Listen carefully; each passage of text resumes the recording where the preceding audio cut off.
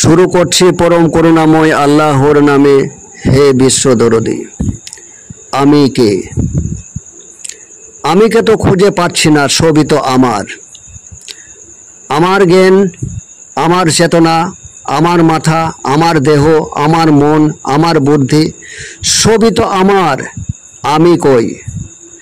এই আমির সঙ্গে আজ সঠিকভাবে পরিচয় করানোর জন্যই আমি এপিসোডটি হাতে নিয়েছি।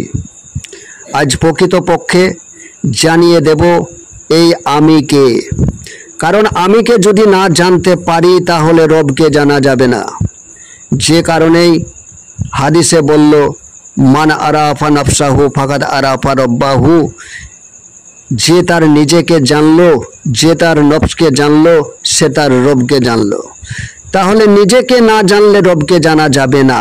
আমি যদি নিজেকে না জানি তাহলে যেমন আমি রবকে জানতে পারলাম না, ঠিক রবকে যখন আমার জানা হলো না তখন নিশ্চয়ই আমি জাহান্নামী। কেমনভাবে আমি তার ইবাদত করতে পারি যাকে আমি জানি না?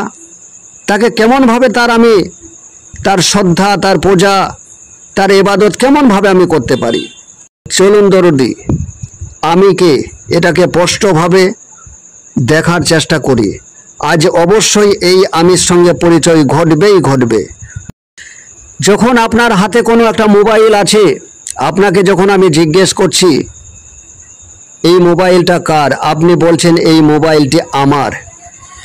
আমার শব্দ ব্যবহার করলেন, আমার মোবাইল। তাহলে নিশ্চয়ই ওই মোবাইলটা আপনি নন। আপনি আলাদা, আপনার মোবাইল আলাদা। এটা আপনি স্পষ্ট দেখতে পাচ্ছেন। ঠিক তদ্রূপ যখন আপনি বলছেন আমার মন, তাহলে মন আপনি নন। আমার জ্ঞান আপনি নন। আমার চেতনা আপনি নন। আমার দেহ আপনি নন। যা কিছু এই আমাদের এই ভৌতিক দেহ থেকে, ভৌতিক এই শরীর থেকে যা কিছু দেখাবে, এমনকি ভৌতিকের ভিতরে যে নিরাকার হিসাবে অভৌতিক যে পদার্থ আছে তাও আমারই বলতে হবে। অভৌতিক বলতে আমাদের অন্তরের মধ্যে যে ভালোবাসা আছে, প্রেম আছে, লোভ আছে, রাগ আছে, কাম আছে, এগুলাও অভৌতিক নিরাকার। ভালোবাসা কেটে কেউ দেখাতে পারে না, প্রেম কেটে কেউ দেখাতে পারে না, লোভ কেটে কেউ দেখাতে পারে না। তাহলে এগুলাও তো আমরা বলি আমার লোভ, আমার কাম, আমার রাগ, আমার ভালোবাসা, আমার প্রেম, সব তো আমার। আমি কই? যা কিছু এতক্ষণ দেখালাম এরা কেউই তো আমি নই। তাহলে আমি কে? আবারও সেই প্রশ্ন, আমি কে? তাহলে আমি কি এখানে নাই? অবশ্যই এখানে আমি আছে। আমি যদি না থাকলো আমার আসলো কোথা থেকে?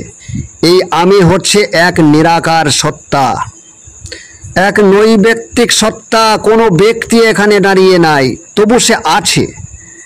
তবু আমরা দাবি করি আমি আছি।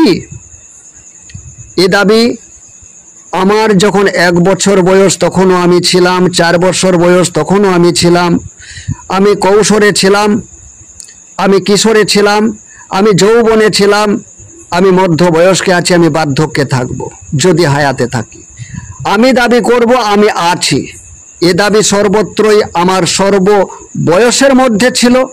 ভবিষ্যতে যদি বেঁচে থাকি তখনও থাকবে আমি আছি। মুখে আমরা বলি না কথাটা, এ শব্দ মুখে আমরা করি না ঠিকই, কিন্তু অবশ্যই আমরা তো আছি। এ যে আছে, এই আমি এক নিরাকার সত্তা। এই নিরাকারে আপনি যে রূপ দিবেন সেই রূপ সে ধারণ করে সেই রূপে আপনার সামনে প্রকাশ হয়ে দাঁড়াবে। দেখুন, এমনকি আপনার যে নামটা রাখা হয়েছে ওই নামটাও কিন্তু আপনি নন। কারণ আপনি বলবেন আমার নাম অমক, সেটাও আমার নাম। তাহলে এই যে নিরাকার সত্তা, নিরাকার সত্তায় আপনি যে রং লাগাবেন, যে রূপ লাগাবেন, যে গুণ লাগাবেন, তাতেই সে আপনার দেহ রূপ ধরেই প্রকাশ পাবে।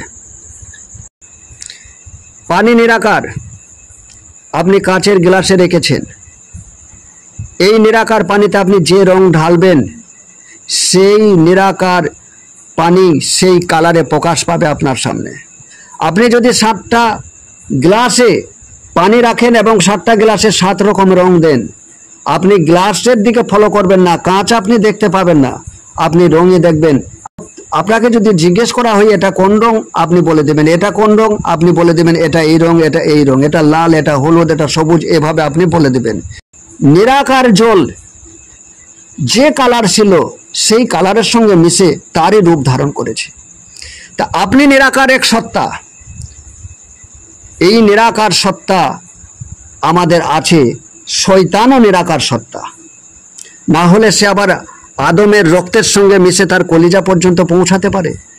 শয়তানও এক নিরাকার সত্তা।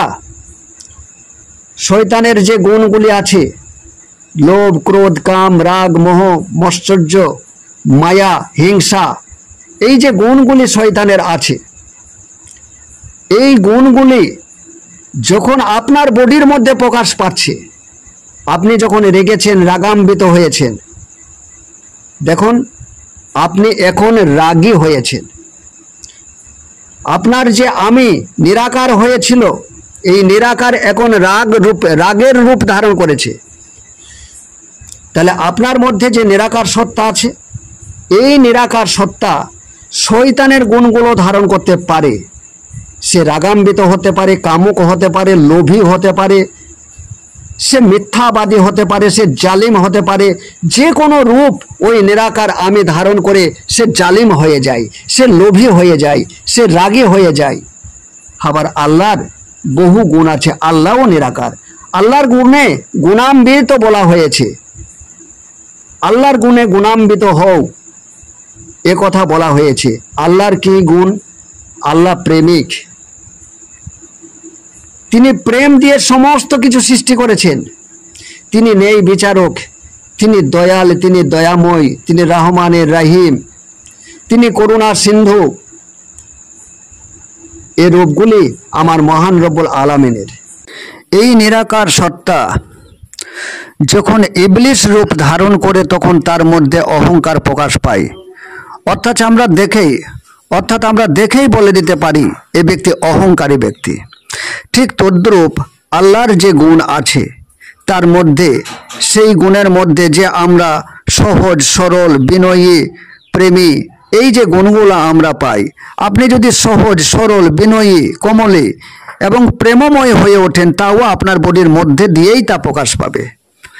আল্লাহর গুণে যখন আপনি গুণান্বিত হচ্ছেন, আল্লাহর ওই গুণগুলা তখন আপনার চেহারার মধ্যে দিয়ে ফুটে উঠছে, আপনাকে দেখে বোঝা যায়।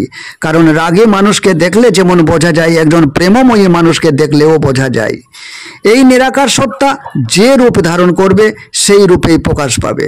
তাই শয়তানি রূপ ধারণ করলে অনিবার্য তাকে জাহান্নামে যেতেই হবে, এবং আল্লাহর গুণগুলি যে ধারণ করবে তার জন্য আল্লাহ শান্তি রেখেছে এবং তার জন্য রেখেছে বেহেশত। তাই আপনি কোনো বস্তু নন, আপনি এক নিরাকার সত্তা। সেখানে আপনি যে রং লাগাবেন, যে রূপ লাগাবেন, সেই রূপেই আপনি এই পৃথিবীর বুকেই উদ্ভাসিত হয়ে উঠবেন। আপনি হয়ে উঠবেন প্রকৃত একজন বিবেকী মানুষ। ওই নিরাকার সত্তার মধ্যে আপনার প্রেম নিয়ে আসুন, ভালোবাসা নিয়ে আসুন, বিনয়ী ভাব আনুন। আপনি সৎ হয়ে উঠুন, সহজ সরল একজন মানুষ হয়ে উঠুন। এগুলা মহান রব্বুল আলামিনের গুণ। আর এই গুণ আপনার মধ্যে থাকলে আপনি অবশ্যই একজন শান্তিকামী মানুষ, আপনি শান্তির দিকেই এগিয়ে যাচ্ছেন। আজ এখান থেকেই থাক। খোদা হাফেজ।